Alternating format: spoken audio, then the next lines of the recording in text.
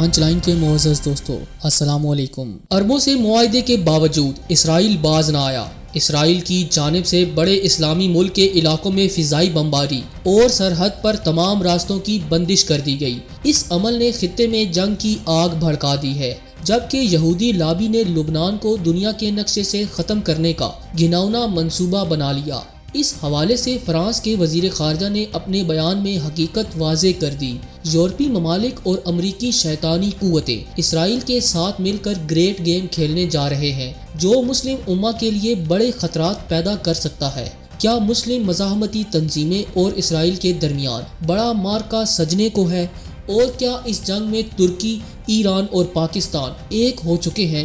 آئیے زمینی حقائق کو سامنے رکھتے ہوئے حالات حاضرہ کی تازہ ترین صورتحال جاننے کی کوشش کریں۔ تاہم نئے شامل ہونے والے دوستوں سے التماس ہے کہ پانچ لائن کو سبسکرائب کر کے بیل نوٹیفیکیشن بھی آن کر لیں تاکہ آپ تک خطے کی اہم اور تازہ صورتحال بر وقت پہنچ سکے۔ تو آئیے چلتے ہیں موضوع کے اصل حصے کی جانب۔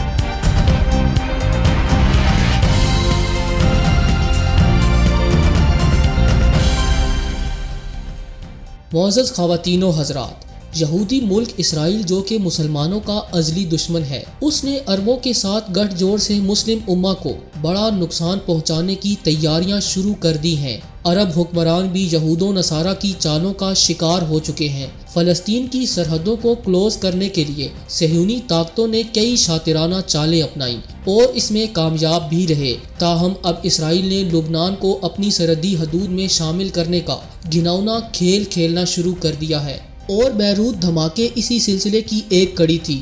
عرب حکمرانوں نے جیسے ہی اسرائیل کو گرین سگنل دیا، اسرائیل نے ایک قدم آگے بڑھاتے ہوئے بیروت کو نشانے پر رکھ لیا۔ تازہ ترین اطلاعات کے مطابق اسرائیل نے لبنان پر دھاوا بول دیا۔ لبنان کے سرکاری خبر رساں اداروں نے یہ انکشاف کیا ہے کہ گزشتہ رات اسرائیل کے جنگی طیاروں نے لبنان کے مشرقی علاقوں پر پرواز کی۔ اس دوران اسرائیلی فوج نے سرحد کے نزدیک واقع لبنانی قصبے میس الجبل میں روشنی کے گولے فائر کیے اور بھاری آتشی ہتھیاروں کے ساتھ علاقے کو کلیئر کروانے کی کارروائی بھی کی گئی۔ اس عمل نے لبنانی عوام میں خوف و ہراس پھیلا دیا ہے، کیونکہ اسرائیل باقاعدہ طور پر لبنان کی سرحد کراس کر کے لبنانی حدود میں داخل ہوا اور جنگی طیاروں سے کی گئی کارروائی یقیناً لبنان کی قومی سلامتی اور سالمیت پر وار ہے۔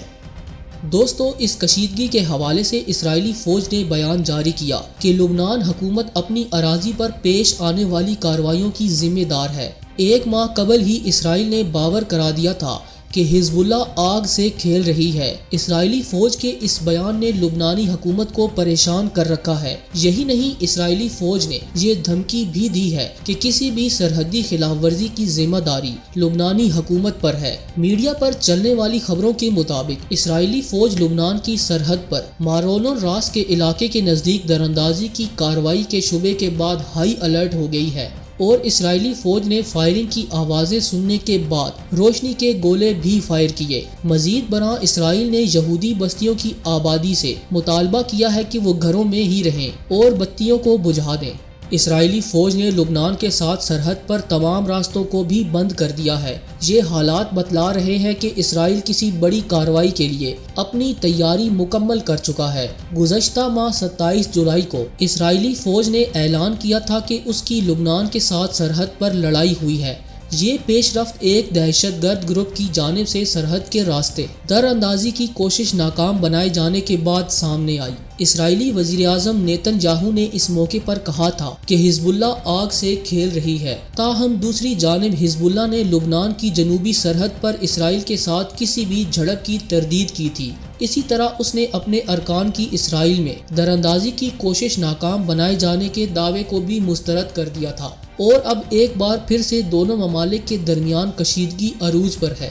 معزز خواتین و حضرات، یہاں آپ کو لبنان کے حوالے سے ایک اور اہم خبر یہ بھی دیتے چلیں کہ فرانس نے ایک بار پھر لبنان پر زور دیا ہے کہ حکومت کی جلد تشکیل اور ہنگامی اصلاحات کو یقینی بنایا جائے۔ اگر ایسا نہ کیا گیا تو لبنان کو دنیا کے نقشے سے مٹ جانے کا خطرہ درپیش ہوگا۔ فرانسیسی وزیر خارجہ جان ایف لودریان نے ایک بیان کے ذریعے دنیا بھر کو خفیہ پیغام دیا، کہا کہ آج یہ خطرہ لاحق ہے کہ سیاسی اشرافیہ کی ناکامی کے سبب کہیں لبنان مٹ نہ جائے۔ اسی اشرافیہ پر لازم ہے کہ وہ جلد نئی حکومت تشکیل دے تاکہ ملک میں ضروری اصلاحات پر عمل درآمد ہو سکے۔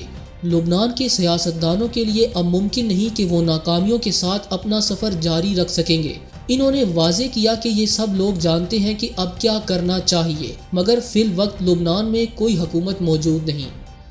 فرانسیسی وزیر خارجہ کے اس بیان پر عالمی ماہرین حیران ہیں، تاہم مسلم دنیا کے چند دانشوروں نے اس بیان کی تشریح کچھ یوں بیان کی ہے کہ آنے والے دنوں میں اسرائیل لبنان کو بھی اپنی سرحدی حدود میں شامل کرنے جا رہا ہے، جیسا کہ اس نے فلسطینیوں کے ساتھ کیا۔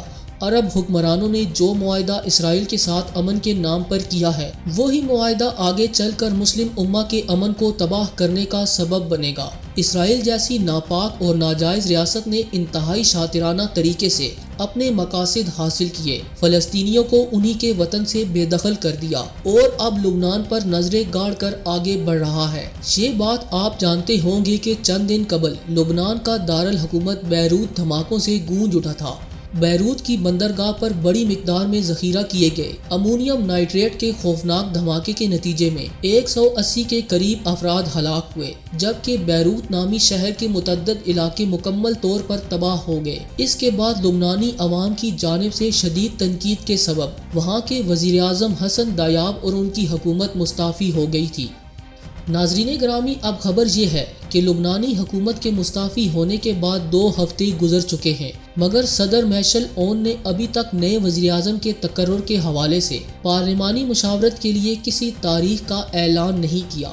اس دوران پارلیمنٹ پر کنٹرول رکھنے والی روایتی سیاسی جماعتوں کے درمیان اختلافات بھی عروج پر ہیں۔ امریکی خفیہ طاقتوں کی جانب سے لبنان میں بھی ایران جیسے حالات پیدا کرنے کی کوشش کی جا رہی ہے۔ لبنانی عوام کو حکومت کے خلاف میدان میں لانے کے لیے مہمات چلائی جا رہی ہیں، جبکہ یورپی ممالک اسرائیل سے مل کر لبنان کو دنیا کے نقشے سے ختم کرنے کی چالیں چل رہے ہیں، اور یہودیوں کی اس پلاننگ کا باضابطہ اعلان فرانسیسی وزیر خارجہ کی جانب سے کر دیا گیا ہے اور آنے والے دنوں میں اس پر عمل درآمد بھی کیا جائے گا۔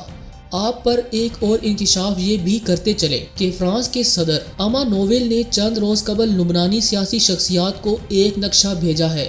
اس میں مطلوبہ سیاسی اور اقتصادی اصلاحات کو شامل کیا گیا ہے تاکہ غیر ملکی امداد کے ذریعے لبنان کو درپیش کئی بحرانوں سے نکالا جا سکے۔ ان بحرانوں میں معیشت کا زمین بوس ہونا بھی شامل ہے، جبکہ خبر یہ بھی ہے کہ فرانسیسی صدر 1 ستمبر کو بیروت دورے پر جائیں گے اور وہاں کی اعلیٰ سیاسی شخصیات سے ملاقات کریں گے۔ دراصل اس دورے کا مقصد لبنان کے اندرونی حالات کا جائزہ لینا ہے، جس کے بعد یہودی اور اسلام دشمن قوتیں یہ پلاننگ کریں گی کہ آنے والے دنوں میں کیسے لبنان کو عدم استحکام، انتشار اور خانہ جنگی کا شکار کرنا ہے۔ دوسری جانب لبنان کی عوامی اور انقلابی تحریک حزب اللہ کے ڈپٹی سیکرٹری جنرل نے کہا ہے کہ حزب اللہ اسرائیل اور اس کے حامیوں کو لبنان پر حملہ کرنے کی اجازت نہیں دے گا۔ رپورٹ کے مطابق لبنان کی عوامی اور انقلابی تحریک حزب اللہ کے ڈپٹی سیکرٹری جنرل شیخ نعیم قاسم نے کہا ہے کہ حزب اللہ کسی کو بھی اسلامی مزاحمت کی کامیابی کے اثرات کو کم کرنے کی اجازت نہیں دے گا۔